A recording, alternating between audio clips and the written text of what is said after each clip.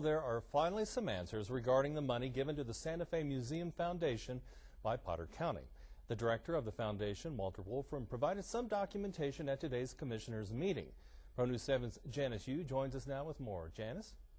Larry, this is the fourth time the financial disclosure of the Santa Fe Railroad Museum has been brought up on the agenda. The Santa Fe Depot is being considered as a site for the museum, but the museum still does not exist.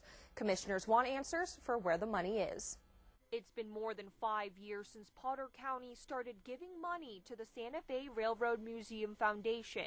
We have contributed close to $400,000 to the fulfillment of the museum, and so we've been specifically asking for financial documents per the contract dating back from 2006. Years later, and there is still no museum and no complete records of where the money is. The chair of the foundation, Walter Wolfram, finally presented some documents. I am referencing the financial statements, and forgive me, but they are partial at best. A couple of my questions, it really reflects, that's all we had. which is part of my concern, to be quite honest with you. Information was provided to the court. It was partial at best. Specific questions on the administrative fees and some fundraising fees and the amount of those fees.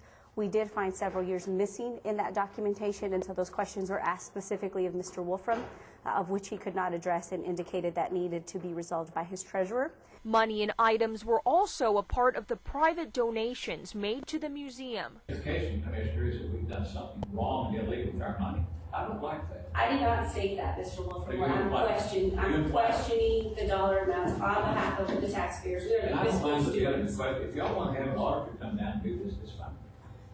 He did voluntarily accept an audit on behalf of the county, and our county auditor will be working with his team and provide documentation and communication back to the court. This item will be on the agenda at the next Potter County Commissioners meeting in January. Larry, back to you. All right, thank you, Janice.